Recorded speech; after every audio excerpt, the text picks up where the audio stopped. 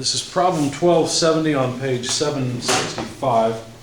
Pin B weighs 4 ounces and is free to slide in a horizontal plane along the rotating arm OC and along the fixed circular slot DE of radius B equal 20 inches.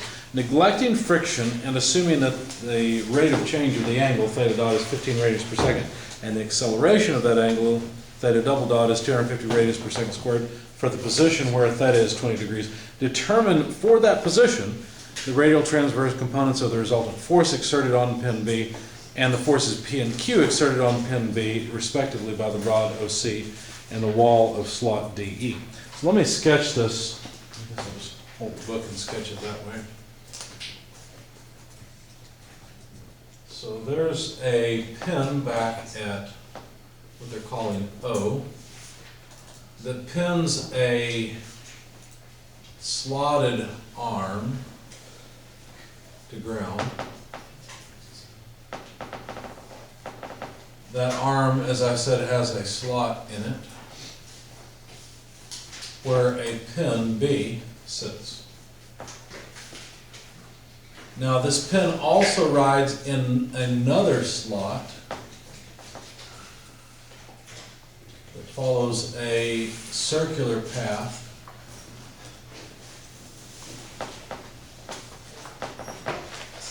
something like this.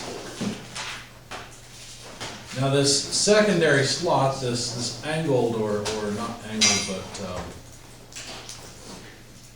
this curved slot, I'm going to fill this in with color. I may regret that I did this, but that's enough color, I guess. This circular slot has radius B, and it's also grounded. So if we were to draw the radius, I guess something like this, we'd label it B, and then the way they've set up the problem, there's also dimension B from the center of rotation O out to this special point. I don't think they gave the, yeah, they did give the point a name, they called it A. So B's the same dimension, and by the way, B is 20 inches.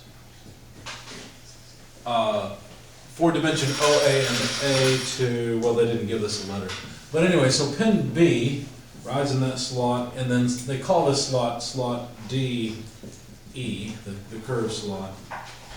And then C just indicates rod OC. Does that make sense? That's all it is. And then the angle theta is measured from the horizontal that follows. So theta dot, the rate of change, well, first of all, the angle is 20 degrees. The rate of change of that angle was 15 radians per second, I assume counterclockwise.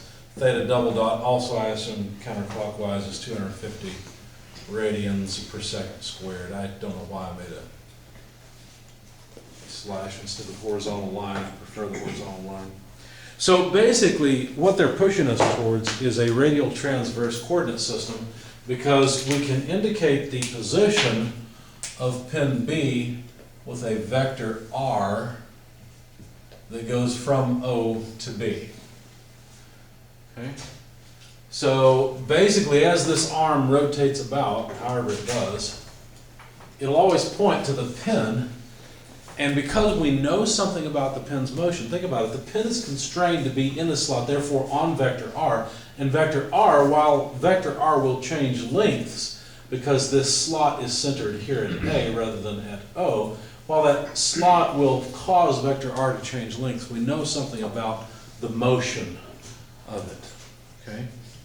So we've got to incorporate all this knowledge together. Now, of course, as I said, what they're pushing us towards is calculating the acceleration in the radial direction and the transverse direction. So let's go ahead and draw those coordinates. So for example, the radial direction, we can call it E sub R, for example, is that way. The transverse direction, E theta, would be like that. And unfortunately, I made that one too long. They're supposed to be unit length because they're just direction vectors. Notice that E theta is not perpendicular to the path in the slot, right? It's perpendicular to the vector R. The path in the slot's more like, something like this. We have to draw a line from A to B and then take a perpendicular line. Okay? Now, why would we care about this? Well, if we could get at the radial and transverse acceleration, then couldn't we say sum of forces in the radial direction equals the mass times acceleration in the radial direction? Sum of forces in the transverse direction is mass times acceleration in that direction. But what is it that actually causes acceleration of B in these two directions? Well, it's force from the slot, the straight slot, and force from the angled slot, and that's it. There's no friction. So we know the direction of force on the pin from the slot's either something like this or something like this, right? Along a line, have a blue marker? Along a line like this, we know that there's force, and I'm sorry that's not perfectly perpendicular to the angled slot. Hopefully you see what I'm saying. The only way that the angled slot can apply force to the pin is along this line because there's no friction against the sidewall. Similarly, the only way that the straight slot can provide force to the pin is along a line perpendicular to, well, this would actually go through, would it? Yes. So a line parallel to E theta, the transverse direction. That's the only way that the straight slot can provide force to the pin B. So getting at the acceleration, basically studying the motion, the kinematics, will allow us then to find out what kind of force is there in the radial transverse direction and then decompose those two forces into forces from the various slots, the two slots we have, which they call P and Q. So what they're saying is go ahead and find, so part A, find the radial acceleration and the transverse acceleration. Once you do that, then find the force P, which would be, let's see, on B, where B, be careful here, B is the pin. I made it a lowercase b, actually I should have made it uppercase b, because lowercase b is a dimension, uppercase b is a pin, so sorry about that. So force P on B by rod OC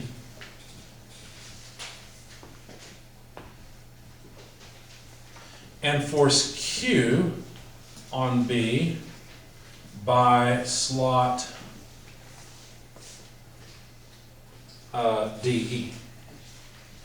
Technically, rod OC, it's not really the rod itself, it's the slot. So I would prefer the term slot OC. Although, obviously OC really refers to the whole rod, but there's a slot in the rod. Okay. Maybe we could say by slot in OC to make it clear. Okay. So we've got our work cut out for us. So I see a bunch of stuff that reminds me of radial transverse coordinate systems, theta, theta dot, theta double dot.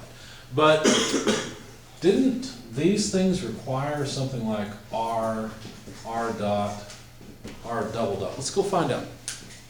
So let's go back to chapter 11. Notice that we will refer to chapter 11 frequently. And let's find radial transverse coordinates and find the acceleration in terms of the vector. Let's see. So special cases and relative motion. I don't think that's the section. Page 695. Thank you. I'm not as familiar with this book yet as I'd like to be. 695. There we are. Probably deserves a tab, so that any time you deal with radial transverse coordinates, you can find the equations you need. All right. So the way the radial transverse accelerations work is as follows. We get R double dot minus R theta dot squared in the radial direction, and we get R theta double dot plus 2R dot theta dot in the transverse direction. It's supposed to be an E theta. Okay. Basically, what I'm saying is that this bit here is the acceleration in the radial direction, and this bit here is the acceleration in the transverse direction. Okay? But to get at these, I'm going to need r dots and r double dots. I don't even have r. I don't have a description of the vector r. Is there a way I could write the vector r in terms of the geometry and theta? Because think about it. If I could write r in terms of theta, well, I know theta. So what could I do? Well, you might think of taking a vector out this way plus a vector from here to there, but that might be problematic. I think we can make it a little simpler. I think we can deal with geometry. If I were to extract O, A, B, then what I see with R from O to B is two right triangles. You see those two right triangles? Both of them have the same angle because both have the same length B on their hypotenuse. That angle is just theta, isn't it? So can't I write R as two bases? Because the length of one side of the triangle, this base piece, would just be what? B cos theta? Right? So can I write that this is 2 times B cos theta? Because I've got a length here and there. Okay? So at least the length of the vector, which is all I really care about, is its magnitude, is equal to 2B cos theta. I need the space to do the math now. So to get R dot, well, 2 and B are just constants, so they would come out. So what's the derivative of cosine? Negative sign. But we have to be careful because what you just gave me was the derivative of cosine with respect to theta, right? But theta is inside of the cosine function, so it's an inner function. So I need d theta dt, which is just theta dot, right? Remember the chain rule, okay? So basically, simplifying this a little bit, I'd get minus 2b theta dot sine of theta, right? So that gives me an expression for r dot in terms of theta and theta dot. To get r double dot, I'll have to differentiate this one more time. So notice that I can pull out the 2b, again, or the negative 2b, that's just a constant. I'll have to differentiate the first, theta dot, or theta double dot, sine theta. That's holding the second constant. And now I'll have to hold the first constant, differentiate the second, you see? So minus 2b again, theta dot, and now I just need to differentiate sine of theta. Derivative of sine is cosine, but I still have an inner function here. I need theta with respect to time, so that's going to be another theta dot. You see that? So this theta dot came from the chain rule. This theta dot just came from holding the first one constant. So far, so good? So now let's simplify this down just a little bit. Yeah, I think we're still okay. I'm trying to make sure I haven't made a calculus mistake. So minus 2b theta double dot sine theta minus 2b. You know what? We could pull out that minus 2b, couldn't we? And just write theta double dot sine theta from this term. Pull out a minus 2b. So plus theta dot squared cos theta. I don't know why I used square brackets. We could just use parentheses. That'd be fine. So now I have an expression for r dot, and r double dot in terms of theta and derivatives of theta, which I know. So now, could I write down AR? Because remember, my goal is to write down AR so that I can then plug it into a sum of forces, figure out what forces are acting on B in the radial direction, do the same thing in the transverse direction, figure out the forces in the transverse direction, and then transform those into forces coming off the slots. Well, AR is just r double dot minus r theta dot squared. Now that's going to be a little bit long, so let me move it over a bit. AR, let's see, so I'm going to need r double dot, so I just need to copy this down, minus 2b theta double dot sine theta plus theta dot squared cosine theta. So far that copies down r double dot minus r, but r is 2b cos theta times theta dot squared. Now I don't really like having it there after the cosine because it looks like it's part of the trigonometric function, so I'm just going to move the theta dot squared first and then write the, what was it, cosine? Yeah, cos theta. Now if I look at this, it looks like I can simplify it a little bit because we got a negative 2b theta dot squared cosine, and here's another negative 2b theta dot squared cosine. See that?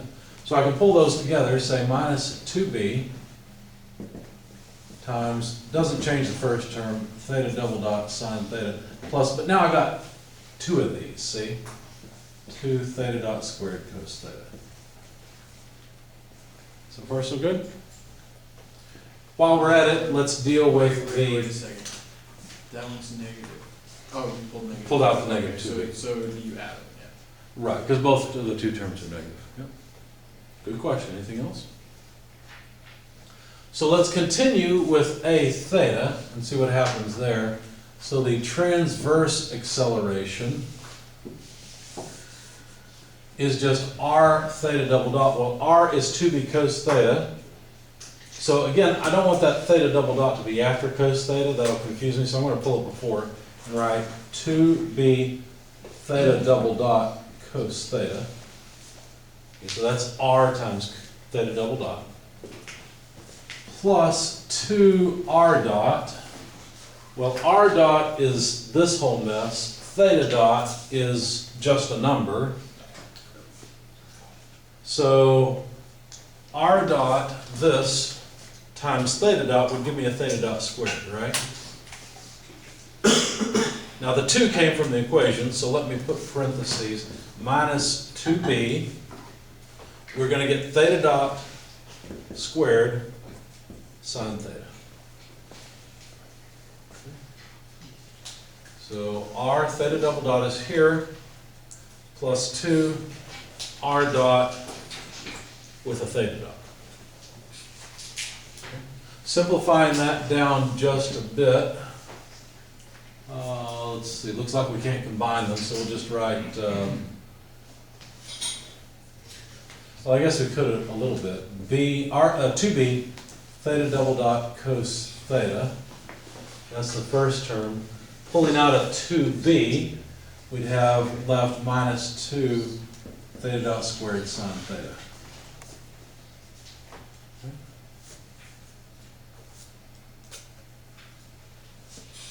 So far, so good? Any questions? No. What happened to the negative 2b that was on the 31st?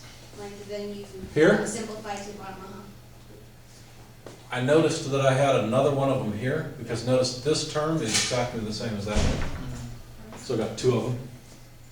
And it became positive because it was negative. Well, it's not really positive, it's just multiplied by Yeah. negative 2b. See, so I put this one inside here, I just recognized I had another one. You seem unconvinced. So I see why like the second part is in there, because there are 2 of those, but it's just a little confusing about the negative 2b, like that one. Well, one thing you could do is just expand the whole thing, minus 2b theta double dot sine theta minus 2b theta dot squared cos theta minus 2b theta dot squared cos theta. See how I got that? That makes no sense. Oh, you're fine. That's kind of the way I was thinking of it, but I couldn't really see what's correct. Right. So there's 2 of them there. Of course, no problem. Anything else? Okay. I don't think we need this bit here anymore. We've got expressions for the radial and transverse accelerations. So now let's calculate the magnitudes. So from here, let's actually plug in numbers, because I think we've got all the numbers or all the equations we need, but let's just plug in numbers. So B is 20 inches. Theta double dot is 250 radians per second squared. Sine 20 degrees. theta is 20 degrees, plus theta dot squared, so that's 15 radians per second quantity squared, times cosine 20 degrees. Oh, you know what, I'm copying the wrong line, aren't I? Let me try this one. Negative 2b, theta double dot sine theta, and I should have put 2 theta dot squared, 15 radians per second quantity squared, multiplied by cosine of 20 degrees. Check our units. Inches per second squared, inches per second squared, yeah, that works. So I need a number, if you would. We need 250 sine 20 plus 2 times 15 squared cosine 20, and then all times 40. All negative, of course.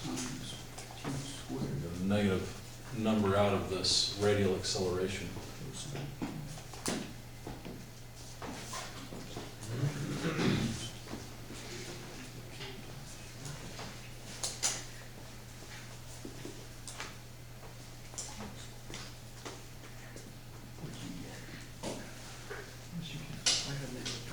What's inside the squared parentheses there? 15 radians per second. Negative 20,334.67. Can we call that 5 and be done with it? Yeah, that's fine. Absolutely. Anyone agree with that? I got that. Okay. That should give us our radial acceleration. I think we're finished with all of our R dot, R double dots. I think we need that anymore. So now let's calculate the transverse acceleration, A theta. 2b, well, b is 20 inches, times, I'm going to use square brackets here, I think, just to make it clear. So right here, theta double dot, 250 radians per second squared, cosine 20 degrees, minus 2 theta dot squared, 15 radians per second, squared, sine 20 degrees. Checking units, radians per second squared, radians per second squared, well, radians squared per second squared, but radians are dimensional, so it doesn't matter. We'll have inches per second squared again. 3,241. That is not what I got. No? I got 15,553.28. Oh, yeah. Okay, who seconds either one of these?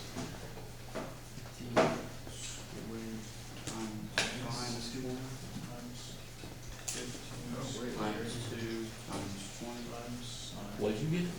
Nope, I didn't get that first answer. Nope. Yeah. I'm wrong. First answer? Yep. Yes. Okay. I added it, not subtracted, so.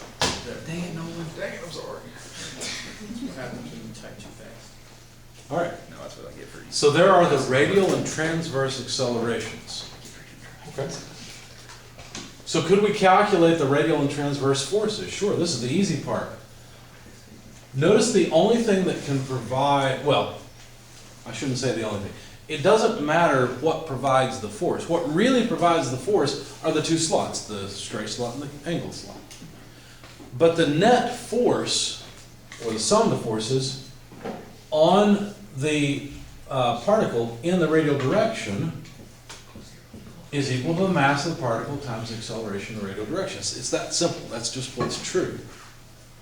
If we know the magnitude of the acceleration, all we have to do is multiply the mass, which is 4 ounces, or a 1/16 of a pound. Not a 16th. 4 ounces would be a quarter of a pound. Yeah. 0.25 pounds mass times negative 20,335 inches per second squared. Now, what will we need to do, since we've got inch pounds per second squared, will that be pounds force? No, it's inch pounds mass per second squared. So what will we need to do? Well, probably what we should have done is converted this to feet per second squared first, right? So that we could use G sub C. Well, it's not really G sub C, is it? it's 32.2 pounds mass foot per second squared per pound of force. Okay? So before we go and do this, I'll make this a little smaller so we got some space. Insert something else. Let's go ahead and calculate the, you know what we're going to do, so let me erase this. Let's go ahead and calculate the acceleration in feet per second squared. So take 20,335 divided by 12, what do we get? Not bad. Still negative, of course. 1,694.58. 1695, did I round it correctly? Yep. Yeah. So, the sum of the forces in the radial direction must be 0.25 pounds mass times negative 1695 feet per second squared. And so how many pounds force is this? Don't you have to multiply it by 32.2? Do we multiply or do we divide? Which will it be? I think it's multiplied. There's 1 pound force per 32.2 pound mass foot per second squared. We have pound mass foot per second squared, so we'll have to divide by 32.2. Another way to look at this is take the acceleration in feet per second squared, divide it by 32.2 to get g's. If you multiply g's of acceleration by pounds mass, you will get pounds force. Okay? Which is kind of nice. So take this number, a quarter of 1695, and divide it by 32.2. 13.15. 13.15 pounds. 13.16. 1/6, okay. Rounded properly. Did you round? Yes. Okay? Does that make sense to everybody? So there's a conversion factor in here I haven't written down because I'm hoping you'll begin to get the hang of converting between pound mass foot per second squared and pounds force. Okay? So there's our force in the radial direction. Now how much acceleration is this in terms of feet per second squared? So take 3241, divide it by 32.2, we're going to get about 100, right? So what's this here? Well, we divided by 12. I'm sorry, divided by 12, you're right, not 32.2. You're right. 270. 270, thank you. Shouldn't the 13.16? What I was thinking was then let's take this and convert it to g's of acceleration. So take 270, divide by 32.2, what do we get? 8.39. 8.39 g's. If we take 8.39 g's and calculate the force in the transverse direction, mass times acceleration, that will simply be 0.25 pounds mass times 8.39 g's. This will give us pounds force. Okay? 2.1.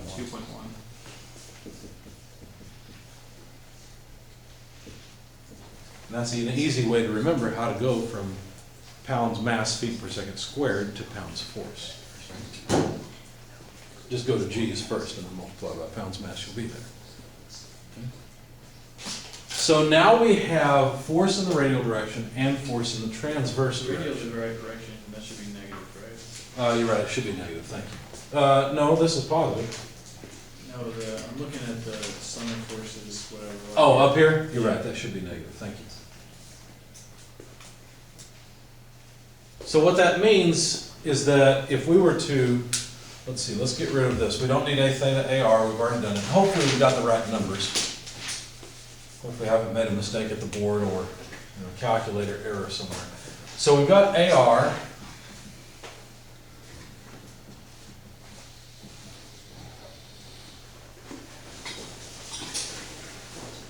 Try again.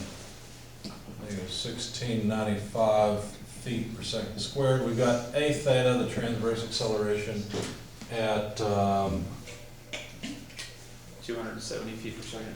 thank you. Feet per second squared, right? So now the question is, what does this radial and transverse direction force mean? Well, if I were to draw B, notice that ER, let me put it in green, ER is like this, E theta, the transverse direction is like that. And the forces that we've calculated, force in the radial direction, this is a negative 13.16, so that means that there is a force, let me put them in blue. there is a force, a net force, in the radial direction, just like this, equal to 13.16 pounds. Now notice I've already drawn it in the negative radial direction, okay? And there is a net force in the transverse direction of 2.1 pounds. So F theta equals 2.1 pounds force. You see? These are the forces acting on the particle. Where do they come from? I don't know. But that's what the particles are doing. So that must be how force is acting on the particle. Right? Well, I do know where they come from. They come from the slot and the angled slot. Okay? The question is, what's the force P on the pin by the slot in OC? Well, OC goes from here to here. Notice that there's no friction. And also notice that E theta is perpendicular to R, isn't it? So any force in this transverse direction on the pin would have come from, well, where is it? E theta, it must be F theta, right? And whatever component of FR, well, there is no component of FR in the transverse direction. So what we found is that P must be 2.1 pounds. Right? Because P is the force on B by the slot in OC, and so it must just be the transverse direction force. Now something doesn't make sense here to me because I expected to have to decompose both. So what I'm trying to figure out is how do we get force. Well, force is non-conservative, so that's fine. So that works. So the force in the radial direction then must be generated by the slot, but it's not pushing on the pin in that direction. So actually, you know what? We're going to have more force. I'm not thinking right. So that can't be quite 2.1 pounds. Some of this force, yeah, we're going to have to, maybe the easier thing to do would be to get a vector sum of these two and then decompose it. That might make the most sense. We've got the magnitude of these two forces, so let me make another sketch for you. That's the top of my video frame. So that I don't make a dumb mistake here. We've got the forces, we've got the acceleration, so we don't need any of this mess anymore. Now, believe it or not, life is pretty easy now. So let me make B a little bit bigger over here. Basically, the force in the pin must be 2.1 pounds, and I'm going to try and scale this so that by the length we're representing the force. So this is supposed to be a length of 2.1 pounds, okay? The force in the radial direction is 13.16 pounds in the negative radial direction, so that would be something like this. You see how they're perpendicular? So 1, 2, 3, 4, this is going to get pretty long, 5. 1, 2, 3, 4, 5, 6, 7, 8, 9, 10, 11, 12, 13 or so. It's 13.16, so that's close enough. So basically, this 13.16 pound force makes a net total force. It's like that. That's all of the force acting on pin B, isn't it? But now what I need to do is decompose that vector into two vectors lying along, well, let's see, the transverse direction plus something that's at a slight angle, right? Because notice that the perpendicular line to the slot is not the same as the radial direction. Does that make sense? So what I'm going to do, I think, is start with the force from DE. So let's see, basically I've got to decompose this into two lines. One line parallel to that and another line that is at the increased angle. Let me, I guess I don't want to use green. Let me use black, I guess. So this line is an important direction, as is this line. I've got to decompose this total force into vectors along those lines. So notice that this line is at a steeper angle than the radial direction. So what that means is that I've got to make up this vector out of lines something like this. Do you see how the force from the angled slot is going to be less than 13.16 pounds, but the force from the straight slot is going to be more than 2.1 pounds. You see that? Because I'm not dealing with coordinates that are orthogonal. That's why this is a little bit different to you. Okay? I'm dealing with two lines to make up another line, the sum of forces. So basically there's going to be, let's see how I figure this out. I think the easiest thing to do will probably be to get at this force first and then the other one. So let's see. Trying to think for a minute, because this is more of a geometry problem than anything. We could solve it in SOLIDWORKS. Let's do that. Let's solve it in SOLIDWORKS just to make sure that when I go through the mathematical solution, I get it right. I don't want to mess this up. So all I'm really doing is drawing a force triangle in SOLIDWORKS that is not a right. Well, I'll draw a right triangle first. I just know if I trust my geometry skills on the board without having written it out and thought through it, I'll make a mistake. So I'll let SOLIDWORKS do the geometry calculations for me and then I'll make it easy.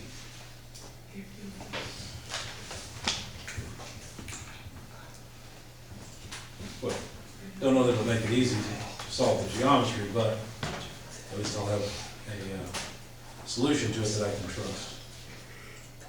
Whatever solve I can, I really don't care.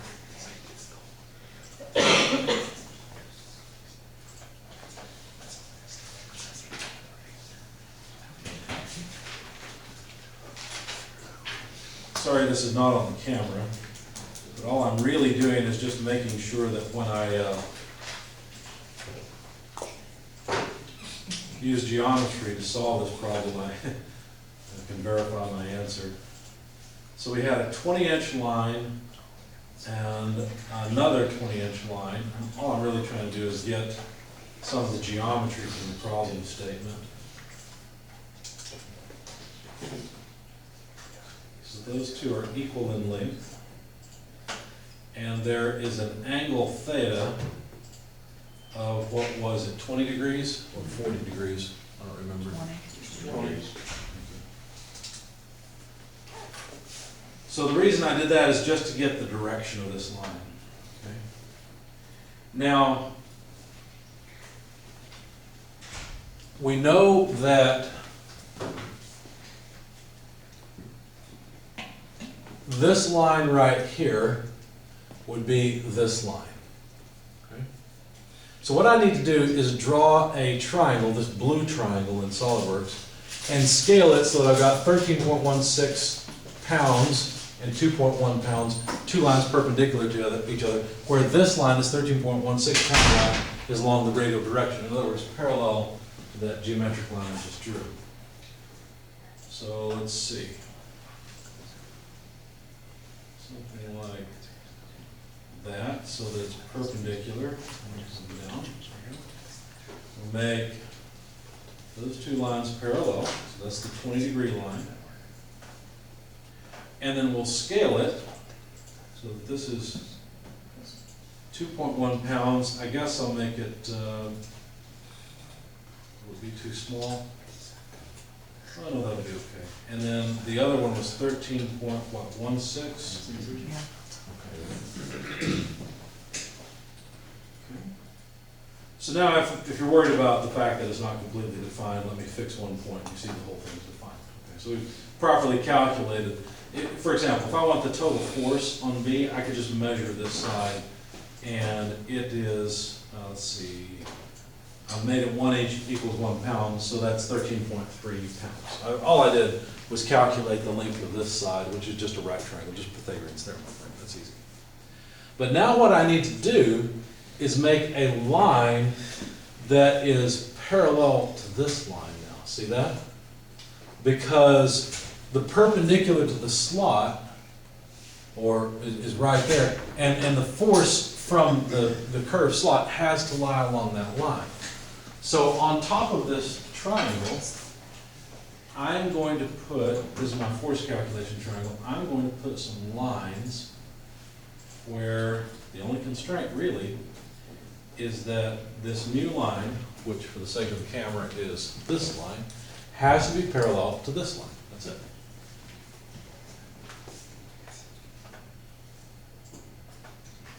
Parallel, there we go. And actually, I can even, I just realized what I've done, is calculate the forces from the various sides, from the various slots, geometrically. That's really all I've done. So now I know there's going to be a 14-pound force from the slot, the curved slot, and a 6.89-pound force from the straight slot. See what I've done? And those two forces together will give me this total force. I've just broken down the vector into two non-orthogonal directions, that's all. Okay. So let's see if we can do that with geometry here. Let's see, I think we should try to, I feel like we should get this angle. Let's see, because if we got that angle, would that help us? Well, we could get this angle for sure. In fact, let's just get all of them. Why not? So this angle over here, we could get by, let's see, let's give these some names. I don't know if it really matters. Let's call this one beta, alpha, and gamma. So the angle beta we could calculate from the right triangle, the blue triangle. And that would be the inverse tangent of what? Where's my y? Y would be 13.16 over 2.1, right? 80.93. That makes sense because it's close to 90 degrees. Okay, thank you. 80.93 degrees. And then, let's see. We know the length of this side. We've calculated it geometrically here, but if we take the square root of the sum of the squares of 13.16 and 2.1, that will give us the sum of the forces. Apparently, that comes out to 13.33, probably repeating, I don't know.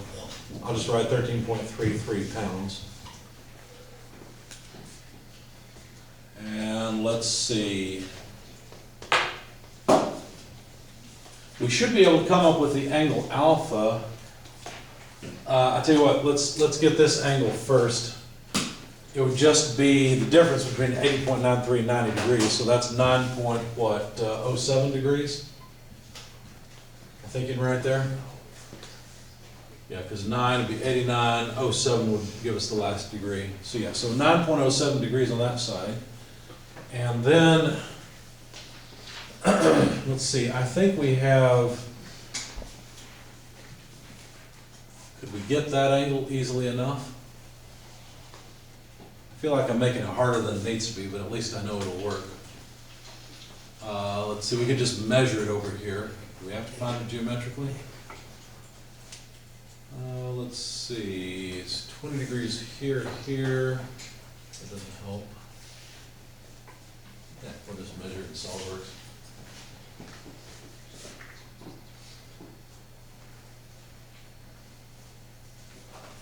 So basically what I'm saying is this, what's the angle? That line.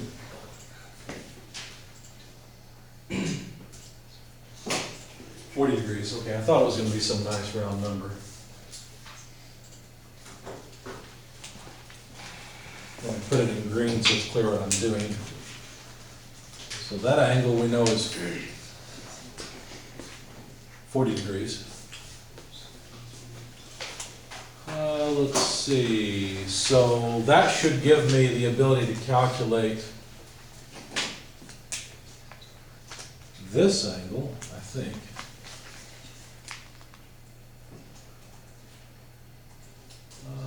Let's see. I don't know alpha if I take that. No, I don't know that. Oh, I know what I'm missing. I do know this angle, don't I? Because this line is parallel to the radial line, and we know that's 20 degrees. So that means that this angle is also 20 degrees. And so alpha would just be equal to 20 degrees plus 9.07, so 29.07 degrees. And the sum of interior angles has to come up to 180 degrees. So we could get gamma from this. So if you take 180, subtract off 80.93, subtract off 29.07, I think I could probably do that in my head because that's 30 and 80, right? So 30 and 80 is 110, so that's 70 degrees? Yep. So gamma is 70 degrees. So since we know the length of one side of this triangle, and we're dealing with a triangle that's not a right triangle, because we know that the length of this side, which we could call, I guess we could call it G if you want for gamma, but anyway, the length of, basically what I'm saying is that 13.33, using the law of sines, 13.33 over sine gamma should be equal to, let's see, which one is this? P and Q, well, by the slot in OC, that's this force. So this is P, Q is that side. So we should be able to calculate, or we should be able to relate, let's see, P over sine of alpha and Q over sine of, let's see, beta. Right? Because Q is the side opposite the angle beta, and P is the side opposite the angle alpha. 13.33 is the side opposite gamma, or gamma, however you say it. And since we know alpha, beta, gamma, we should be able to calculate P and Q. So for example, P should be equal to, let me write it down.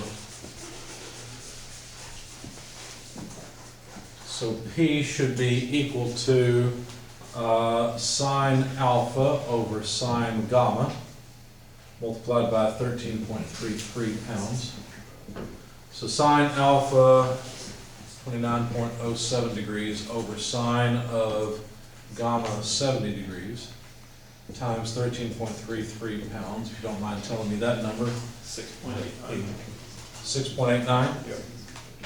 And if we do the same thing for Q, then that would be sine beta divided by sine gamma, 13.33 pounds, or in other words, sine of 80.93 degrees over sine of 70 degrees, 13.33 pounds. 14.01.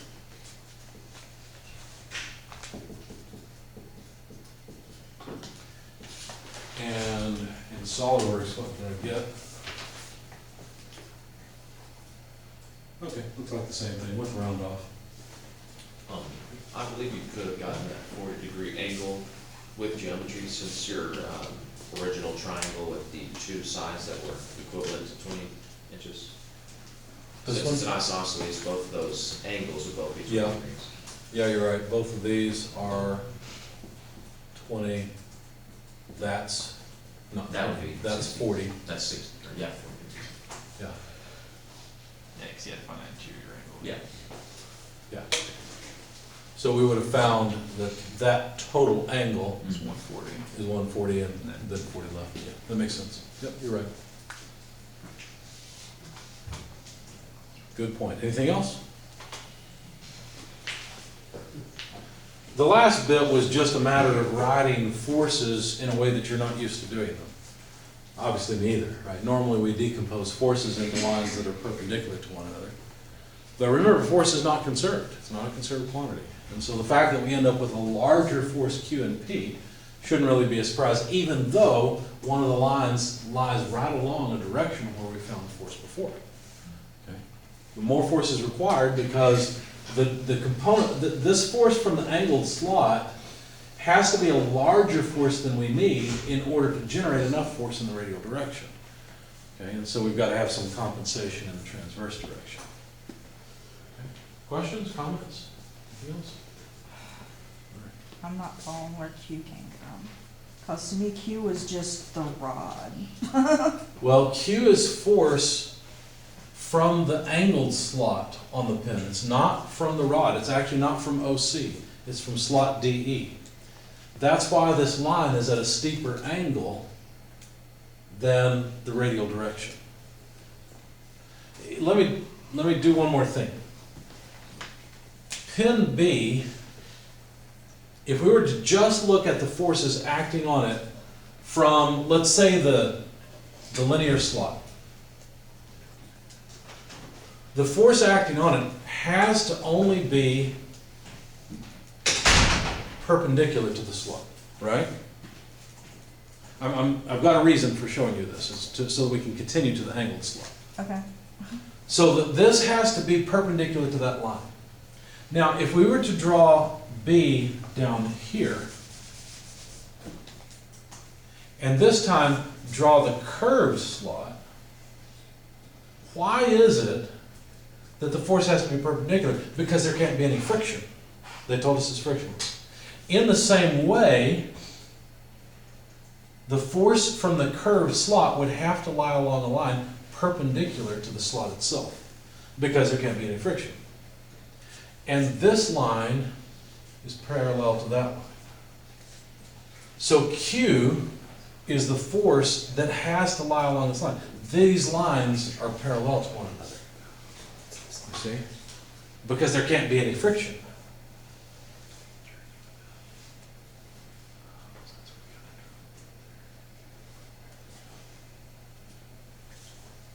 Still sense that you guys are unconvinced.